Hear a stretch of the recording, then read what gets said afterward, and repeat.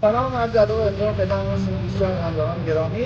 امروز من تشکیل موضوع کش با دستگاه برداشت اجرا کنیم.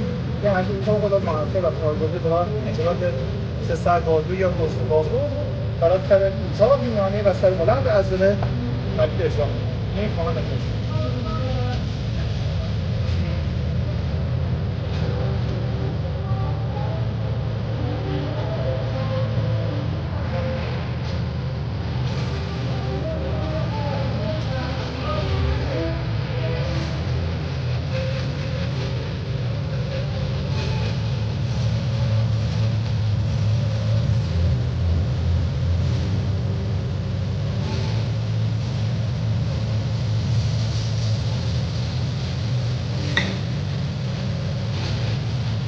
تو هر سری پشت‌بازو کش خیلی مهمه که حتما شونه‌ها ثابت باشه، حرفی اضافه نداشته باشه.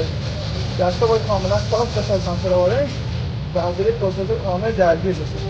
برای فشار و انقباض بیشتر میتونید در انتهای حرکات این نقش کوتاه هم داشته باشید تا به طور موثر تصادف فعال بشه. ممنون به عنوان نوبت.